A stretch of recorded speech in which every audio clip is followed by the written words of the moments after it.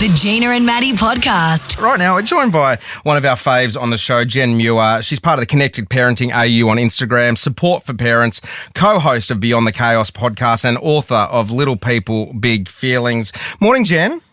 Good morning, guys. How are you? Oh, really good, Jen. Happy that you're here, Jen. Thanks for being here again. It's Men's Mental Health Week this week, Jen, and thought this might be a good time to have a little bit of a chat about raising boys in 2025.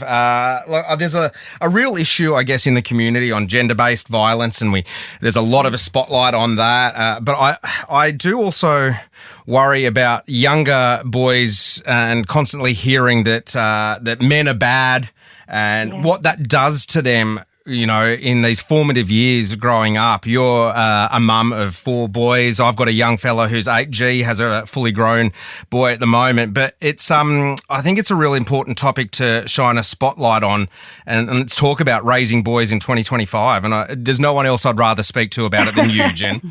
I've definitely got a few of them. And so true. I think that so many parents right now are feeling really stressed. You know, you look at your little boy and, you know, maybe he thumps his brother or, you know, you've got a teenager who's online and we're all panicking about, you know, there's so much negative portrayals of men in the media. And I think particularly I found off the back of the Netflix series, Adolescent, I found myself, and even as a parent educator, I found myself panicking and kind of, you know, sort of the way that I approached my boys off the back of that was a little bit more stressed.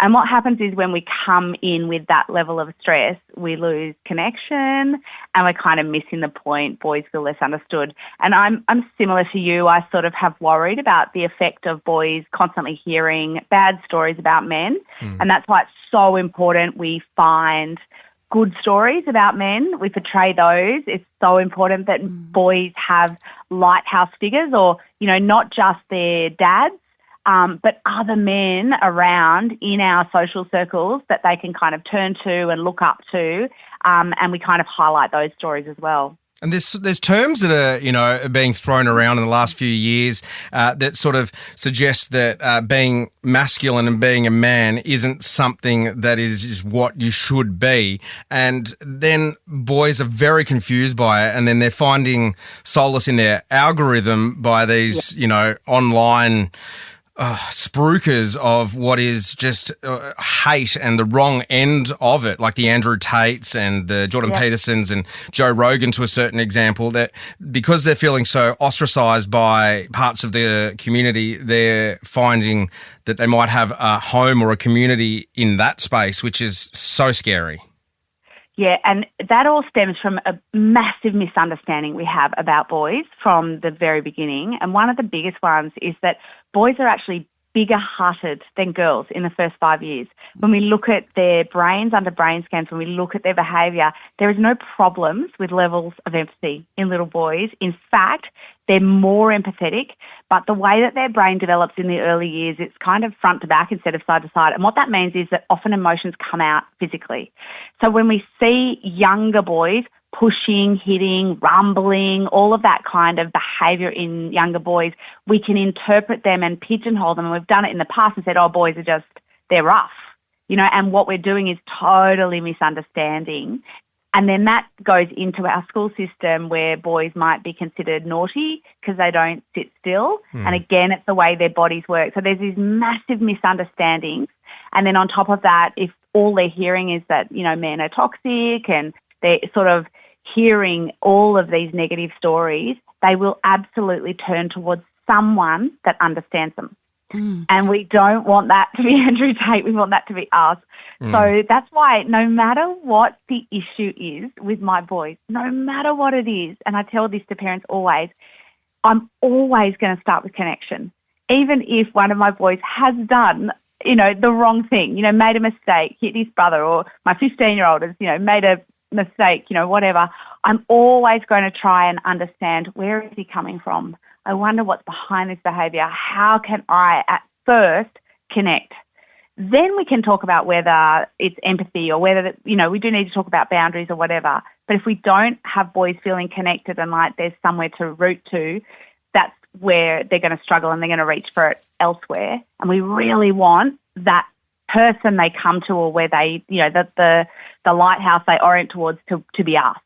How do you start that conversation with a boy? In my experience of raising a 22-year-old now, he used to say to me when I'd go and watch him play rugby, and he used to give me a heart attack. And he goes, "Mum, boys just like shove and push and all that kind of thing. It's a boy thing." And he learnt very young to be, brave and rough and all that sort of stuff. But he's actually a really beautiful, kind person. How do you talk to boys to let them know that is okay to show that soft kindness even in front of other boys?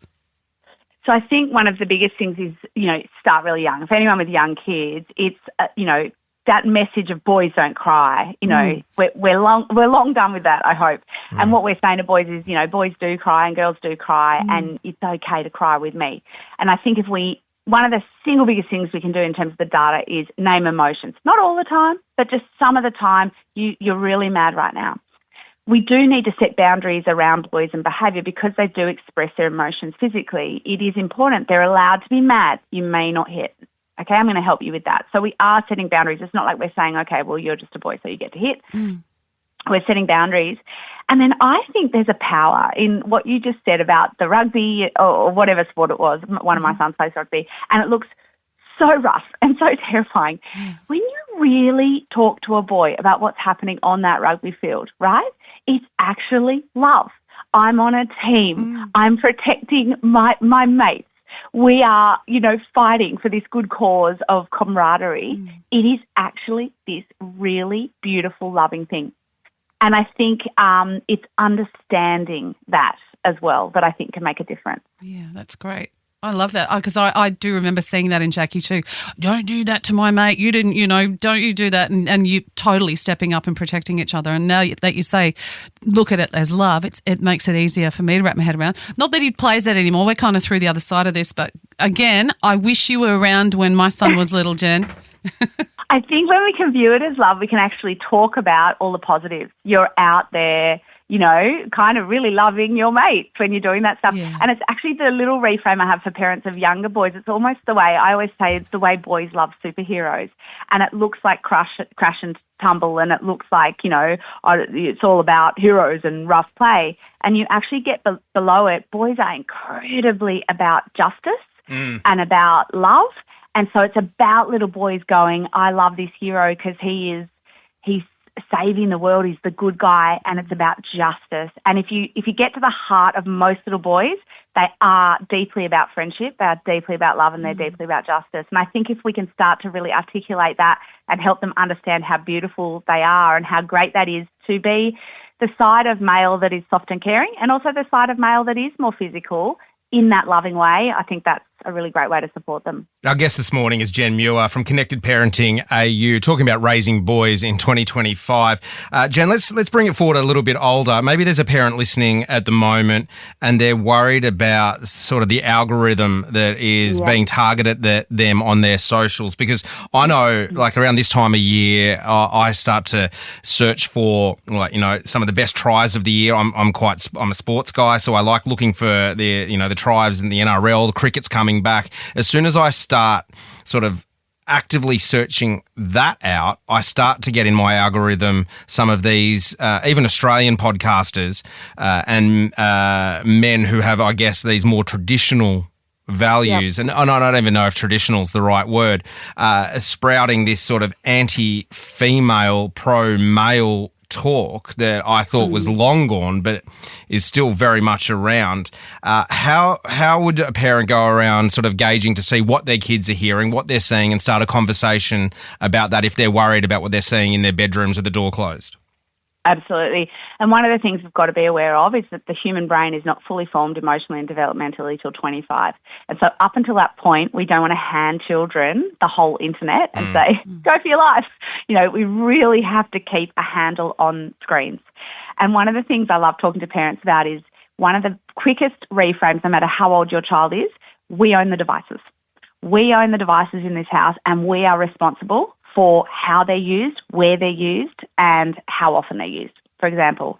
So starting with that and then sort of realising that it's our responsibility. We don't want to cut kids off. If you cut a teenager off their phone, they will go get a burner. They will just get around you really fast. So it has to be done in a connected way. But I think there is a really important conversation that says, hey, we're just going to make sure that you are safe. That's our job. And we do that in a number of ways. One is by setting limits. So if a child can't or a teenager cannot be on Instagram or TikTok, so my teen does not have TikTok for that exact reason. I think the algorithm over there is sort of it's horrific. More terrifying. Yeah. But he does have Instagram. He's 15, he's almost 16. And we give him 30 minutes a day. We make sure he can't be on there for hours. So that's going to limit the impact of that stuff. We make sure we're having conversations and we make sure screen time doesn't happen in our house in bedrooms with the door closed. So little things like that means that when he is on the phone, he's in the living room. We've got more of a chance to overhear or sort of be around what's happening. I think little things like that do make a difference. And then continuing to have open conversations and keeping that connection going with your child is so important.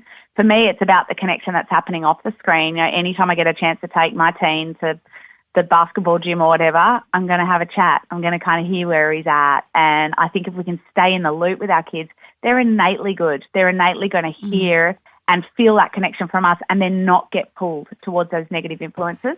But it is the same for parents of teen girls. They open their feed and they've got diet culture being rammed down their throats. And so as parents, no matter what, we have to make sure we control the amount of time and we need to be having conversations with them about what they're seeing and experiencing as well. Absolutely, Jen. It's fascinating. I could talk to you about this all morning. We are out of time, unfortunately. If anyone is interested in Jen and her advice, make sure you are following Connected Parenting AU on Instagram. And I will give a shout out to the Man Cave, who do fabulous programs in schools in New South Wales and Victoria around raising young boys and giving them the power and the tools to grow into great young men as well. So if that's something that your school doesn't have, I implore you to get in touch with your school and ask them to get involved in the Man Cave program because it is a very, very powerful tool for your young lad. Thanks, Jen, for your time this morning. Always fascinating. Thanks, guys. And the Man Cave is such a fantastic resource too. Yeah, absolutely. Thanks, Jen. Gina and Maddie on Star 104.5.